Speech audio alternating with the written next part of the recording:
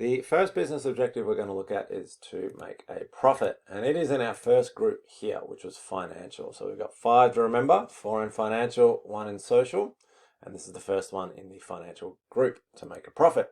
What is a profit? That's where the business attempts to sell its goods and services, which we call revenues. We also use the term sales, and we want to do that for more than it costs to produce those products, so we call that expenses. And it's a very simple formula. Your net profit equals your revenues or sales minus your expenses. What types of revenues are there for businesses? Well, every business is different, but most businesses, we could say, sort of get their revenue from 4 places. They sell goods. A lot of businesses don't sell goods though, so like shoes or clothes or phones, etc. A lot of businesses actually sell their services or their knowledge or their skills, like a hairdresser, a law firm, a doctor, or a physio, for example.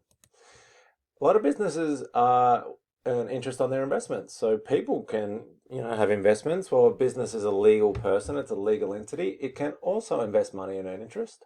And lastly, not only is rent sometimes an expense for a business, but a lot of businesses own property. Just like people, they can own property too. And they rent those out and they make revenue from that. What about expenses? Well, there are potentially hundreds, if not thousands, of different types of expenses. So we'll just say, look, the main ones we're going to look at are the wages of employees, the rent of any properties that maybe we don't own them, we rent properties instead. This is probably the biggest one, the parts and materials to make our product. So for example, an iPhone, the parts of all the gadgets and components. And lastly, our marketing and advertising costs. They're going to be probably our big ones. Net profit can be calculated for an individual product. So for example, an iPhone, roughly Apple sells it to other stores for $1,100 and it costs them roughly about $400 to make it. So therefore on each iPhone, they're making a profit of $700 per unit. You can also express net profit for an entire business though. So looking at Apple as a whole, this is a 2019, their revenues were $260 billion. Their expenses were $205 billion, so their profit was $55 million. So we've got 2 ways of looking at it. We can do it for one product or for the business as a whole. Now, we don't need to be financial experts. This is what's called an income statement or a profit and loss statement, but it wouldn't, as more like in accounting, we should know this in and out. But for business management, it wouldn't hurt to have a bit of knowledge, just to look at that and go, well, what is that all about? Well, this bit here, the sales, that's your revenues. So Apple sold products, iPhones, iPads, $213 billion, but they also have services like Apple TV, Apple Music, etc. That was $46 billion. Here we've got the expenses. We've got the cost to make those products, the goods and services, and we've also got other expenses, research and development, your selling, general, admin expenses, etc. And down the bottom here, we can see the net profit, which they call net income, is $55 billion.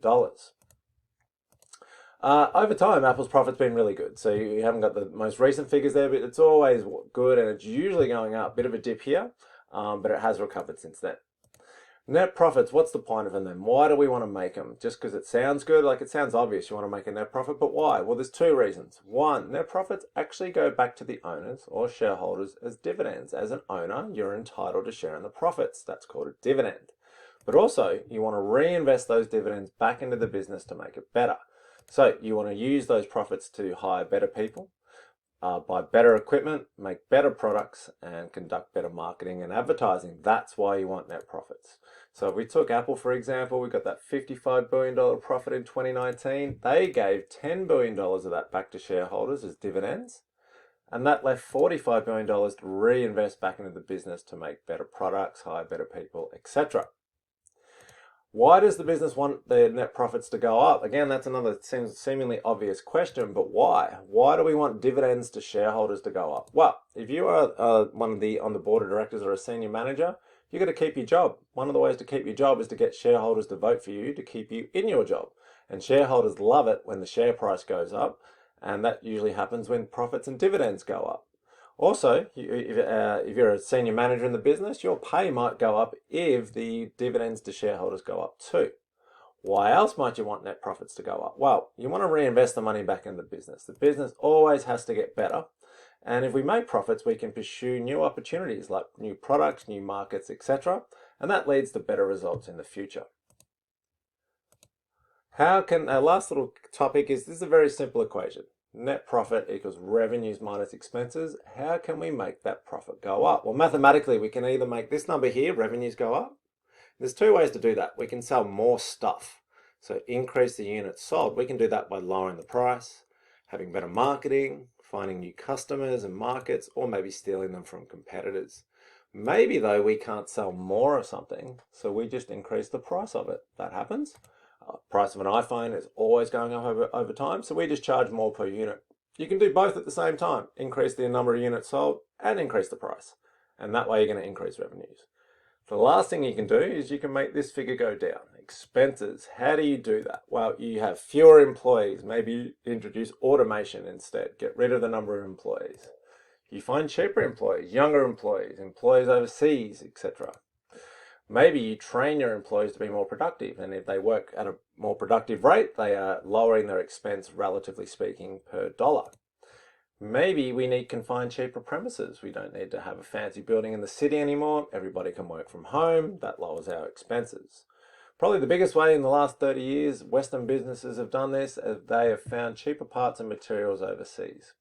And I guess lastly, the thing that businesses now are thinking about is, well, why do we even need stores? I mean, Apple does have stores, but you can also buy Apple products online, just like you can with Nike, for example. Yeah, businesses now are saying, well, we don't even need a store. Why don't we sell direct to customers?